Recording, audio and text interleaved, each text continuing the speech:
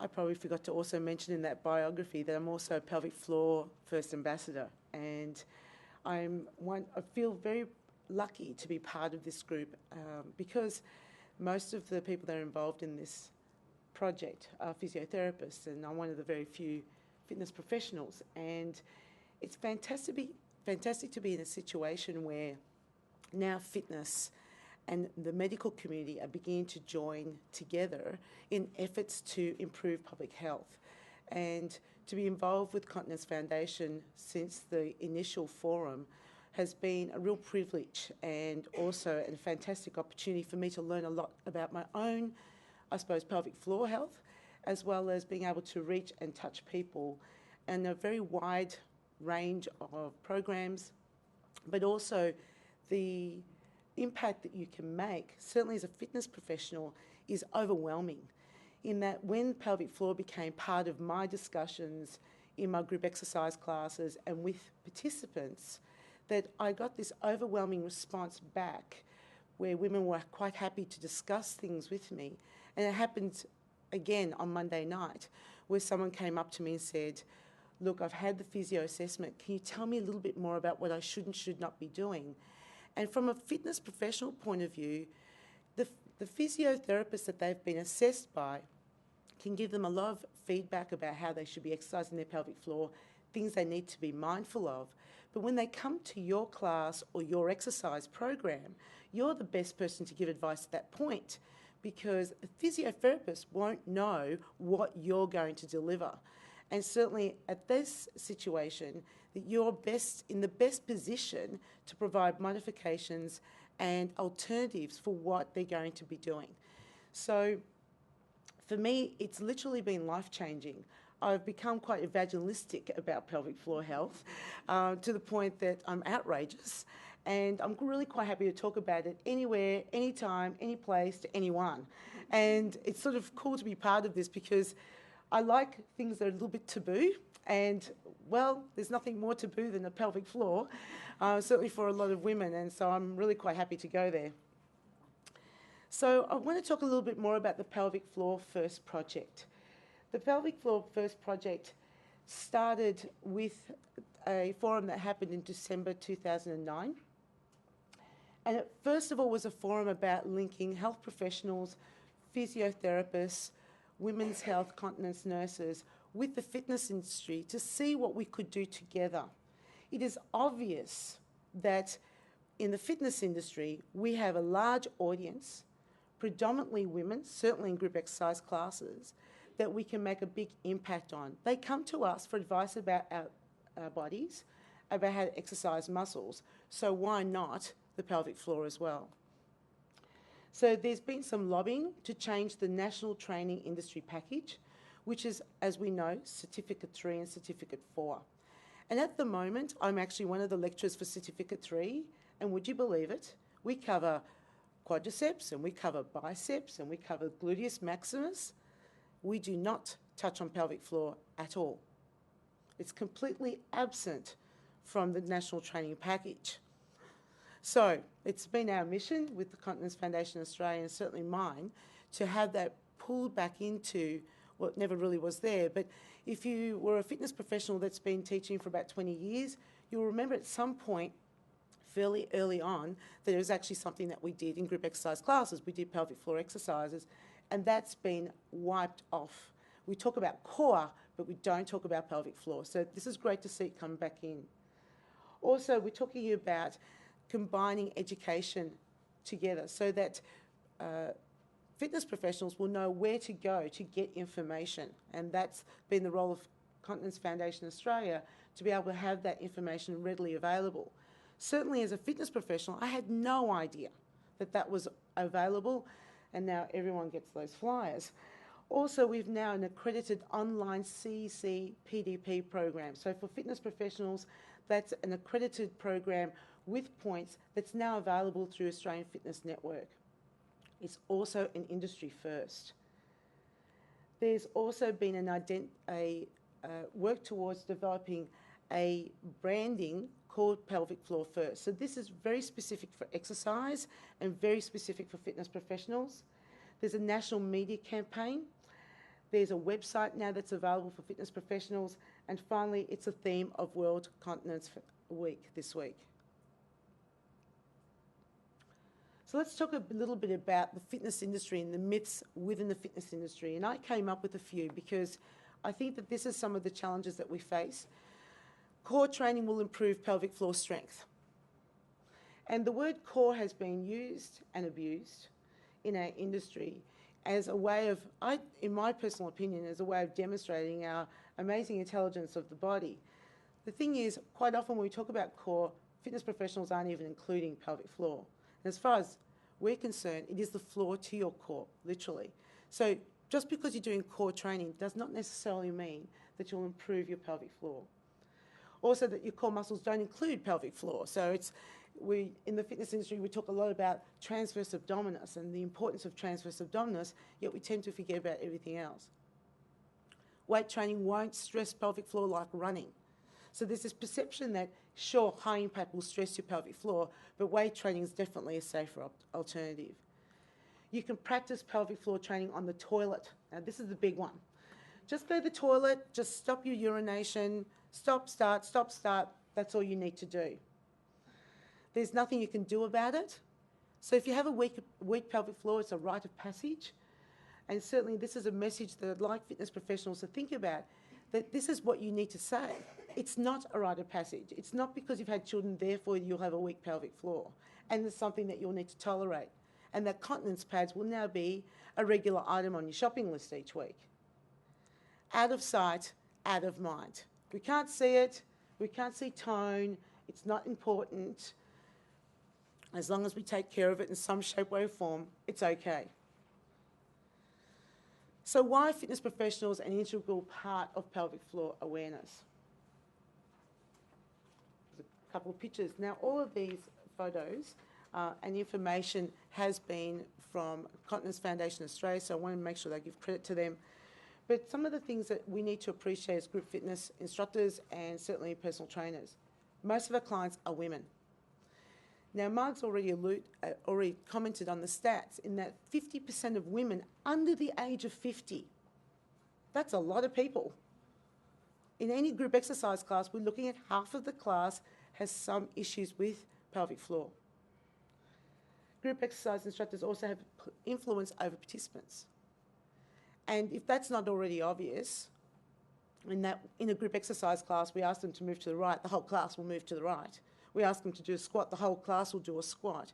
If we now include pelvic floor awareness, information, and perhaps some training in group exercise classes, we have an enormous amount of influence over what these people will do.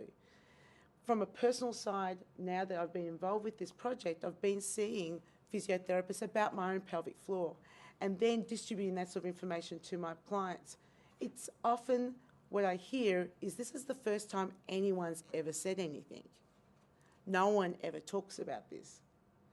So we have an enormous amount of influence over what we do. And just in the audience I see today here in Melbourne are some of my clients, which I'm really excited about. They've decided to come along and learn a little bit more about this. Also, we're in a position to be able to talk about pelvic floor issues. One, because group exercise instructors have personality. We can make it entertaining, we can make it funny, and we can bring, I suppose, an element of truth to it, especially when we're talking about core. What are we talking about? And then finally, we're in contact with women of all ages, all cultures, all levels of ability. They come in because they want to get fit, they want to lose weight. So we have an enormous amount of, I suppose, from a fitness professional point of view, a way of reaching out to the community. So let's talk about pelvic floor during exercise. And we've got two diagrams here. One talking about the appropriate way to activate pelvic floor and those core muscles. Another one that's inappropriate. And Mark's already talked in great detail about that pressure. Remember the Pascal theory that you referred to before. Now I just want to show you another diagram. So it's a little bit of repetition, but sometimes this can make a little bit more sense. Firstly, during exercise, one of the things that we need to be mindful of is that when we lift pelvic floor, and this is why it's called pelvic floor first, we have a greater chance of being able to use the other muscles that we refer to as being the core more appropriately. So if we have a look down here at the correct action, when the pelvic floor lifts, the deep abdominals draw in, and we're referring to here is predominantly transverse abdominis, and there should be no change in breathing. So if you're thinking of including some sort of pelvic floor awareness, when you're asking your clients, see if you can now lift your pelvic floor, and we'll discuss a little bit about how you can do that as far as cueing is concerned. You shouldn't see your clients hold their breath. So there should be breathing in and breathing out, because it's, when we're using pelvic floor, especially during exercise, and the breathing is a little bit heavier, they need to be able to activate that so there's no issues. Then the incorrect way of using pelvic floor is the bearing down or the bracing. Now, as Marg's mentioned, is that 25% of people, when they thought they were lifting pelvic floor, were actually depressing it. They were actually bearing down and getting quite a different sensation. Now, if I can make one thing very clear, we can talk about core all we like, but at the end of the day, if pelvic floor is not activated, we can't be sure that they're actually using it appropriately. So it's one thing to say activate your core and know that your class or your participant is actually doing it correctly. Because ultimately, for them to really know if they have issues, they do need to see a professional, and that's not you. That's not you as a fitness professional. That's a physiotherapist, someone who specialises in pelvic floor and women's health. So my own personal journey, if I can just allude to that too, because as a fitness professional, I don't think that my story is very different. 2 weeks ago, I decided to go and see a pelvic women's health physio and get the pelvic floor ultrasound. I figured that I needed to do that before I came here and do this talk. Fingers crossed. So I'm lying on my back, and I actually saw 2 different physios in the same day. And with the first physiotherapist, and they were both fantastic, I received information about how I was lifting, how to control it, and I was really quite surprised. Fortunately, I've been doing it correctly, but what I was doing inappropriately was I was like holding it really high and then letting it go. There was nothing in between, and there needs to be in between. The second physiotherapist, and this is where it got really interesting, other than just lying down where the pressure's off, we decided to do some things moving. So there was gel everywhere. And she was like, okay, now stand up, now activate your pelvic floor. And what was really interesting was I was able to hold more strongly in a standing position. But when I went to do a squat, something else happened. And what she did very cleverly was she put the cursor where my pelvic floor was when I had a contraction, and then down I descended into a squat, and I saw my pelvic floor descend as well. Oh my God, I'm like thinking, this is not that easy. So then off I went to try and contract it, and I think I was doing everything but lift the pelvic floor. I was squeezing my face, squeezing my inner thighs, away I went, and obviously that didn't work either. What it highlighted to me, and I think that this is a really important point, was how challenging it is to activate pelvic floor during movement. It's okay when they're lying down their back and they might be able to get a contraction. Now try and do some movement. And this is, I suppose, from a fitness professional, it's one thing to say, okay, everyone, let's activate pelvic floor. Now let's add arms and legs, as what often happens in a lot of specialised classes, like Pilates. That doesn't necessarily mean that they're doing it correctly. The challenge for us, I suppose, is how do we know? And we don't really know until they go and see someone who's a specialist in this area. So one of the things to appreciate here is if someone has a weakened pelvic floor, they won't be able to get an appropriate core contraction. That's 50% of women under the age of 50. It also needs to be flexible in that when you activate pelvic floor, it needs to respond to what's required. To do what I did the first time, which was lift and then let go, it needs to be a graduated response depending on what's required. There can also be pelvic floor stiffness, which is poor ability to actually contract appropriately and relax appropriately. And if I can just make another point again, notice how much difficult this is. This is difficult for fitness professionals to know what's going on. So we had the picture of the balloon before with the abdominal exercise. Why do people do abdominal exercises? They do abdominal exercises to get the six-pack, or get the flat tummy, or lose the baby fat around, well, not usually baby, not their baby fat, the fat that they got when they had a baby. Okay, so we're hoping that at this age it's definitely gone by that stage. But the challenge that we have with this is commonplace. This is a public perception. This is how I'm going to lose the fat or reduce my waistline, is by doing these sorts of exercises. Now think about every group exercise class that you've either participated in, watched on TV, or perhaps you already teach. Abdominal curls have been a mainstay of most of programs because of this perception: I need to feel the burn, the fat's disappearing from this area, I'm now going to get slimmer. And then lo and behold, what we're doing is creating more pelvic floor issues. So recommendations for fitness professionals: cease abdominal curls.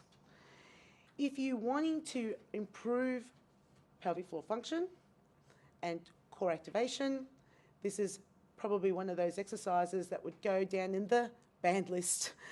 And you really need to think about, what is the purpose of this exercise? Even on a functional sense, we really don't use our abdominals like this, so why are we even doing it? And if it is to please our participants in an effort to help them, maintain that perception of I'm reducing my body fat, we really need to be educating our clients better. Also, you perhaps might need to reduce the amount of abdominal exercises in your program, because, as I will talk about a little bit later, it's actually very hard to maintain a pelvic floor contraction when you're doing 100 sit-ups of all sorts of varieties. You want to encourage your clients to avoid breath holding. And as a fitness professional, if you were to do any core training, you need to consider that you have to move around the room or look at your clients to be able to see if they're actually breath holding or not. Maintain good posture. And then finally, you want to lift pelvic floor first and then progress with your abdominal training. So how do we get flat abs? Okay, so if they can't go down the floor and do 1,000 curls, how do we get flat abs? Well, firstly, the six-pack is, I try and educate people, don't go for the six-pack. It's not normal. It's normal to have a little bit of body fat. But what can happen when people do a lot of abdominal curls is they'll get a lot of tension in their upper abdominals. And what will happen is they'll activate the upper abdominals, but not through the transverse where it needs to activate. So they'll end up with a pot belly anyway. So it's about teaching them correct form. Also, when you do good pelvic floor activation with abdominal curls, you should see no activity coming up here. So if you're noticing that your clients, when they lift pelvic floor, that they're getting a contraction, a sinking in up in the upper abdominals, they're not lifting their pelvic floor appropriately. So what are safe core exercises for the pelvic floor? I've got some examples up here. As you can see, the push-ups on the wall with the ball is more appropriate than a push-up down on the floor. There's a lot less pressure. You're able to activate more appropriately. We've got an exercise on all fours where you're lifting one arm up off the floor, and what you're trying to do at that point is, it's not so much what am I feeling, where is it burning, but can I lift pelvic floor first and then do an activity with my arm. Same thing with the single leg tap down. So it's a little bit different. We're starting with the feet on the floor and then lifting the feet up rather than starting from the feet up and dropping the foot down, which is often what they call lower abdominal exercise. So it's much more challenging to lift pelvic floor and then do this exercise. When your feet are lifted and you're trying to drop one foot down to the floor, what happens is you will see is people's waist will thicken. They create that intra-abdominal pressure and they're usually bearing down. What kind of other exercises can stress the pelvic floor? Well, here's some examples. Cycling, standing. So our recommendation is that you do cycling seated. Now, in a typical cycle class, there would be an up and a down, and we're climbing and we're sitting. My recommendation would be that if you are teaching a cycle class and you want to bring pelvic floor awareness, and you should be recommending that if people have pelvic floor weakness, they do the whole class seated. Or they limit the amount of time that they stand. because that's the challenge, is it can be challenging to maintain strength there.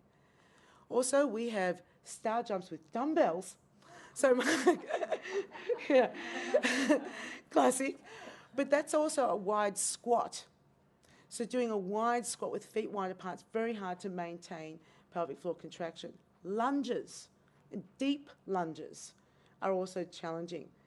We've got a classic exercise that's often performed in Pilates and in group exercise classes where people lower both legs down to the floor in an effort to improve their core strength. The intra-abdominal pressure here, you just need to look at sideways. You'll see the waist thicken. They will hold their breath, which are two signs that they're not activating pelvic floor. And then the full push-up. You know, we often encourage our participants to work a little bit harder, go into a full push-up. It's really inappropriate for people with weak pelvic floor. Some other examples. Lifting heavy weights in the gym.